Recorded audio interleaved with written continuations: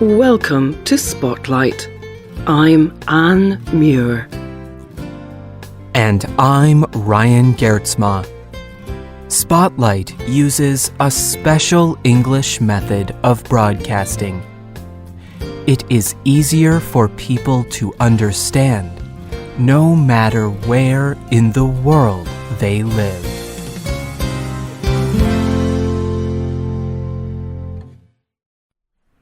My driver's license came up for renewal. I needed to take a written test of the traffic laws. For days, I studied a little book of all the rules. My boyfriend David would try to persuade me to spend time with him. He wanted me to join him for a walk, or go to a party, or even just to talk.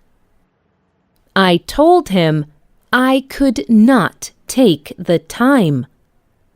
Of course, I got perfect marks on the test. I ran to tell David. "My love," he said, "why would you want to do that?" It was not the response I had expected.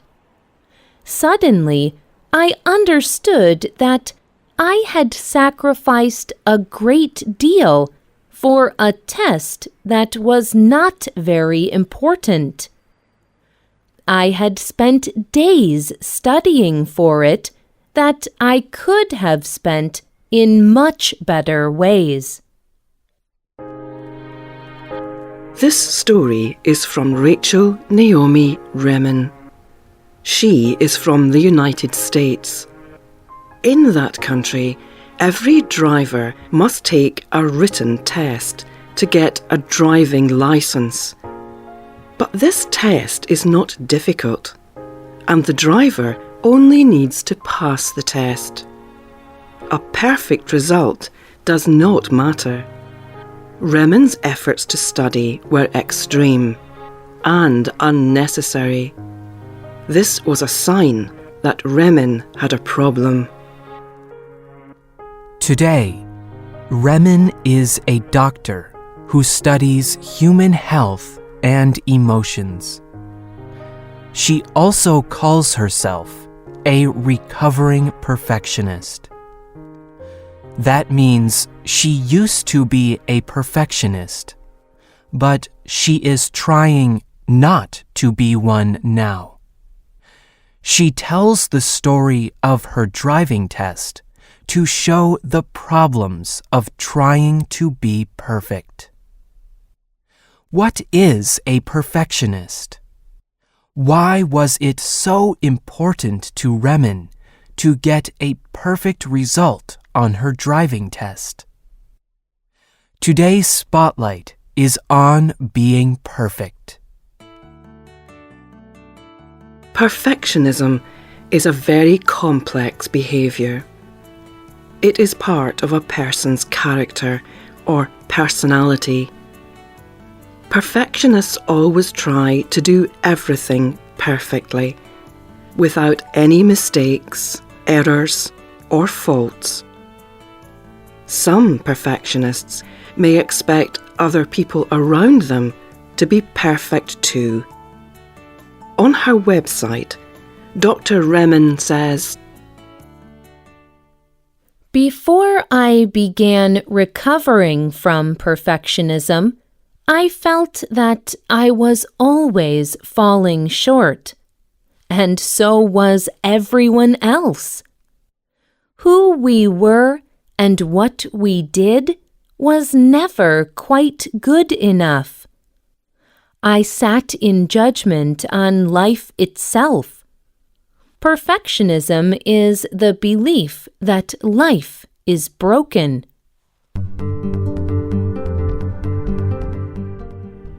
Many cultures place a high value on working to achieve perfect results. It can be good to always aim to be excellent. For example, some sports people may be perfectionists. They work hard for the best possible result. They try to perform perfectly in a competition. People also think the famous artist Michelangelo was a perfectionist.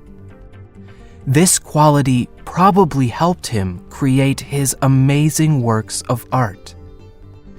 Sometimes we even depend on the high expectations of perfectionists. For example, when a specialist is performing surgery on our hearts, we would like it to be perfect. But perfectionism can often have negative results.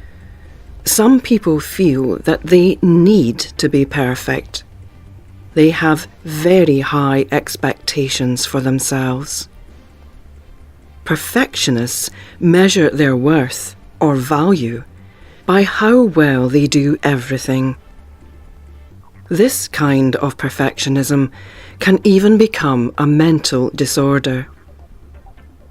Experts have identified 3 different kinds of perfectionism. The first kind of perfectionism is based on the self. This is when a person requires himself to be perfect.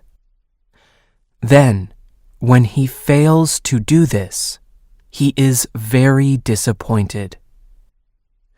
A man named Paul told his story about this kind of perfectionism to the Mental Health Foundation.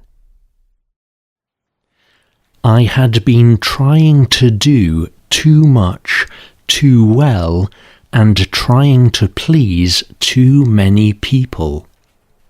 I had been expecting too much of myself for too long, and putting too much pressure on myself. I was creating too much stress. That is a lot of too muches for one person.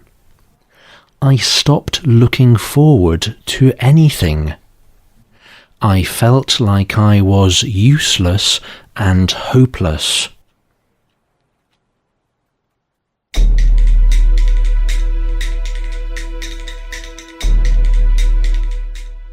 Another kind of perfectionist expects other people to be perfect. People in relationships with the perfectionist often feel that they are always being criticised.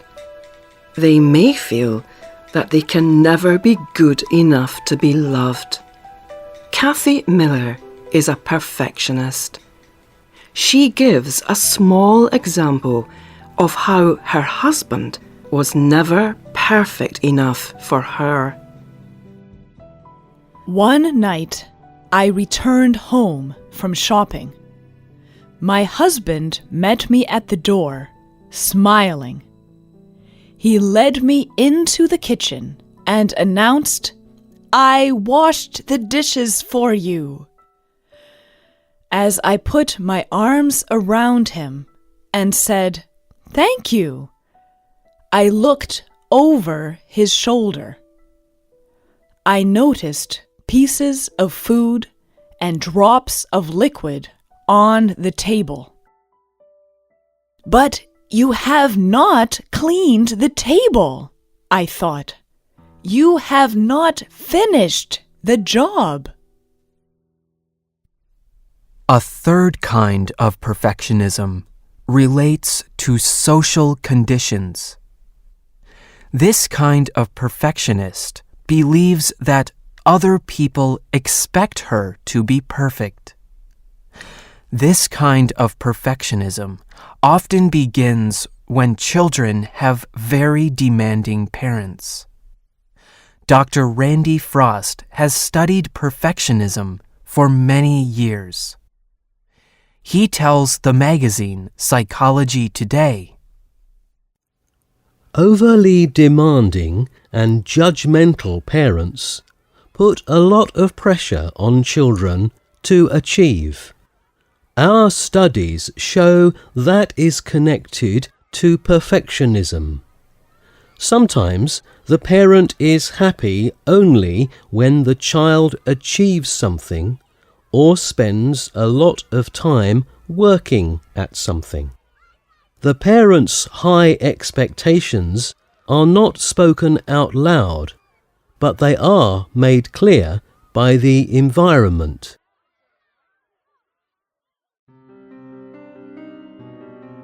All three of these kinds of perfectionism can have negative effects. Perfectionism can lead to other emotional problems, such as depression, using too much alcohol or other drugs, eating disorders, or even suicide.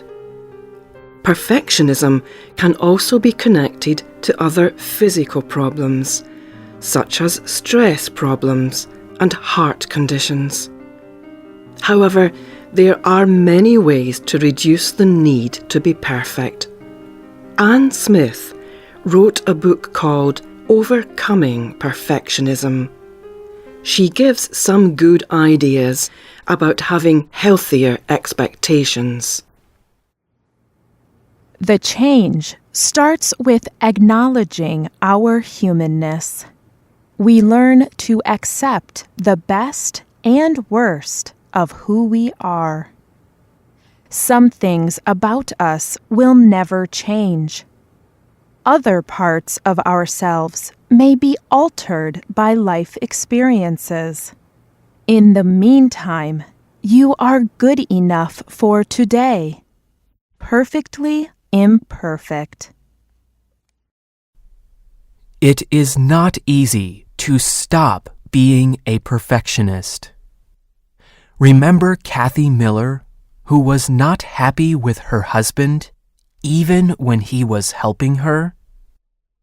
She says that she is trying not to expect perfection. Her Christian faith has helped her to accept her husband and herself. Miller writes, Giving myself grace has been a slow growth process. But I believe that God understands our mistakes, and He is willing to forgive them. We can stop expecting too much from ourselves and others. You and I are already perfect in God's sight. We have nothing to prove. We are accepted